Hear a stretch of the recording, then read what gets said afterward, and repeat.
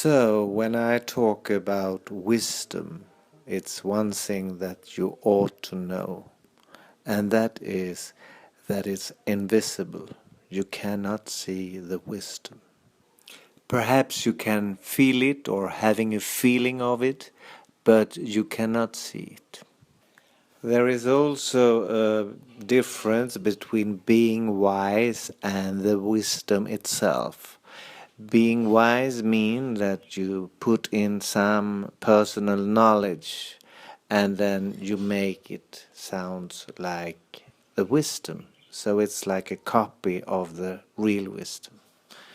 That is very important for you to be aware of when you are meeting the wisdom, because you cannot copy it. So you cannot have anyone in the fact that leads you into the wisdom.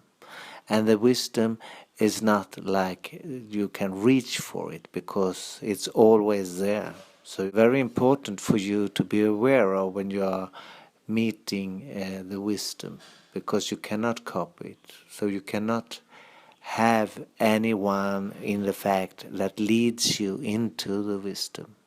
And the wisdom is not like you can reach for it, because it's always there. So you can always grab it. In my aspect, when I'm talking about wisdom, I will often refer to the Toltecian way of treating this subject. The Toltecian was a people who lived long before the Maya and the Aztecan people in Mexico, and they develop certain skills of getting knowledge outside this traditional physical world.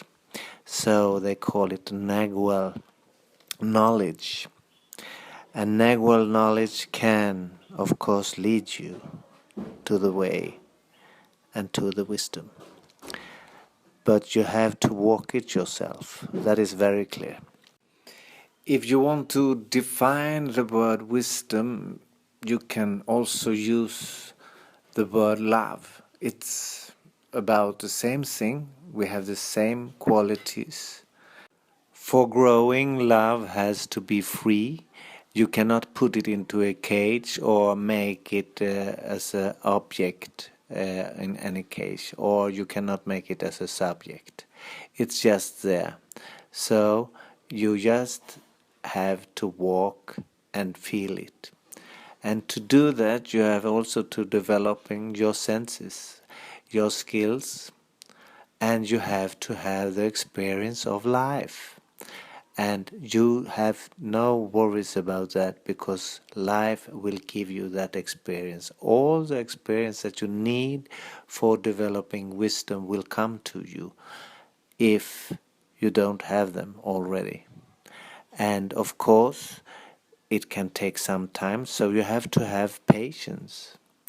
And that is also what you have to be training in the school of the Nagual way of living, the Toltecian way of living. So you have to train your patience.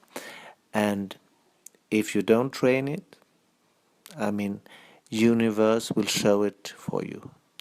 You will have examples and examples of different moments, different situations to train your patience. And perhaps you will get restless, you will get angry, you will get frustrated, you will feel hopelessness, but that is in the picture.